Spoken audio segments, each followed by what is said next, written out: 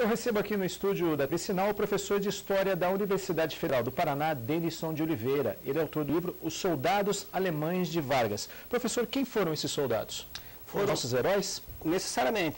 Eles foram integrantes da comunidade de imigrantes que vieram da Alemanha, né? Uma migração começou já a partir da independência. E por ocasião, então, da Segunda Guerra Mundial, por terem nascido aqui, eles eram entendidos, nos termos da lei brasileira, como brasileiros.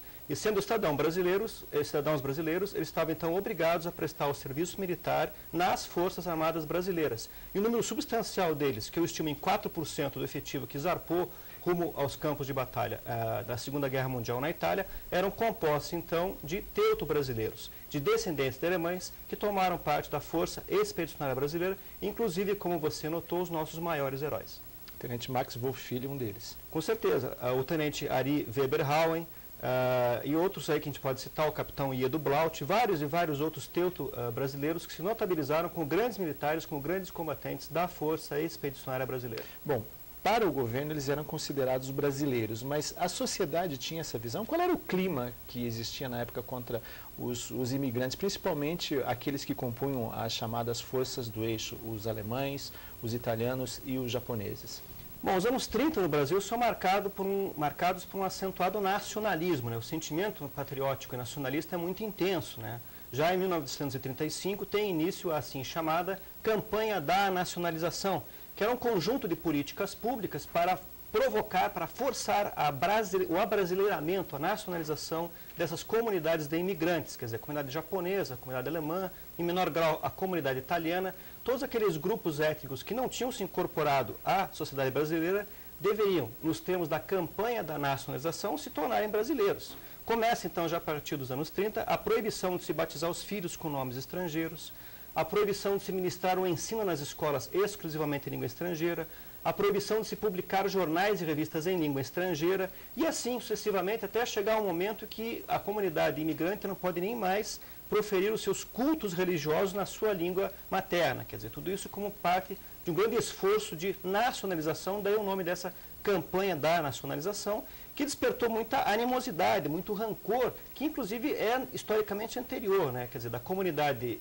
luso-brasileira, a comunidade nacional mais ampla, e essas comunidades de imigrantes recém-chegados. Com a guerra, naturalmente, tudo se torna muito pior. Bom, mas nós tínhamos três etnias envolvidas aí. Quem sofreu mais com isso? Os alemães sofreram mais? Eu tenho a impressão que sim, por conta dos torpedeamentos. No crítico mês de agosto de 1942, tem uma série de torpedeamentos de navios mercantes brasileiros, feitos por submarinos, né, da Marinha de Guerra alemã, e isso provoca um enorme ódio, né, uma raiva assim, incontível, né, da população contra a comunidade germânica. Na prática, isso eu descrevo aqui no livro, né, esse ódio só foi possível ter extravasado, ter tomado a dimensão que tomou, porque a opinião pública brasileira ignorava, não tinha conhecimento do grau de comprometimento do governo brasileiro com a causa dos aliados. Não sabia, por exemplo, que haviam bases norte-americanas navais e aéreas no Brasil, não sabia que os norte-americanos estavam atacando os submarinos alemães no Atlântico e, portanto, os torpedeamentos eram uma represália contra esse envolvimento brasileiro. Não se sabendo de nada disso, que versão que ficou? Estão torpedeando de forma covarde e gratuita os nossos navios, daí um intenso ódio, uma intensa raiva que foi voltada contra toda a comunidade teuto-brasileira. Bom, e como é que foi a vida desses soldados alemães, na verdade brasileiros, que foram lutar na Europa, foram lutar contra alemães? Pois é, eles viveram um conflito muito grande, porque por conta da pesquisa anterior que eu fiz sobre os soldados brasileiros de Hitler, várias famílias de imigrantes alemães vivendo no Brasil haviam enviado seus filhos para lutar pela Alemanha nazista. E algumas famílias, a partir da declaração de guerra, enviaram seus filhos para lutar pelo Brasil contra a Alemanha nazista. Eles viveram um intenso conflito, um intenso impasse, e o fato deles terem se notabilizado, né, como os nossos mais destacados e mais corajosos militares tem um pouco a ver, na minha concepção, com a necessidade deles provarem que eram autênticos brasileiros. Que eles eram mais brasileiros do que os outros e por isso que os maiores heróis da Força Expedicionária Brasileira são os teuto-brasileiros. E eles tiveram esse reconhecimento com o fim da guerra, quando eles retornaram para o Brasil? Quer dizer, como é que eles foram recebidos pelas suas colônias, pelas suas etnias e pelos brasileiros? Bom, o conflito... Pelos ditos brasileiros, né? Pois eles eram brasileiros. Essa é uma distinção difícil de fazer, porque na verdade eles tinham uma dupla nacionalidade. Nos termos da lei brasileira, é brasileiro quem nasce no Brasil. Nos termos da lei alemã, é alemão quem é filho de alemão. Então eles têm essa dupla nacionalidade, podem ser considerados tanto brasileiros quanto alemães. Na volta, e alguns não voltaram, né, o caso do tenente Maxwell Filho, do tenente Ari Weberhausen, mortos em combates, absolutamente não voltaram, né, mas os que voltaram tiveram que responder. Beno Schirmer, né, que é uma das pessoas que eu pesquisei aqui nesse livro, revela, né, ele é de Novo Hamburgo, no Rio Grande do Sul, e diz que até hoje tem que se explicar, né, o fato de ter ido lutar contra a Alemanha, uma coisa que pegou mal para eles, né, dentro da comunidade. E mesmo até hoje em Rio Negro, né, a gente nota uma certa reticência da população local em honrar o seu maior herói, né, o sargento e depois tenente Maxwell Filho, justamente pelo fato de que não pegou bem, né, eles terem ido para a guerra para dar tiro, para matar alemão. Existe algum fato interessante que vale a pena mencionar, que você descreve no livro? Bom, eu sou um apaixonado pelo assunto, poderia ficar aqui o dia inteiro falando com você, né? Mas eu acho significativo a gente lembrar o episódio que aconteceu em Mafra, né? Cidade que anteriormente era Rio Negro e foi separada do estado do Paraná depois do contestado, né? Foi cedida a Santa Catarina. O episódio que sucedeu em Mafra com a casa do tenente Ari Hauen. A casa dele quase foi depredada por patriotas inflamados, né? Patriotas enraivecidos contra os súditos do eixo.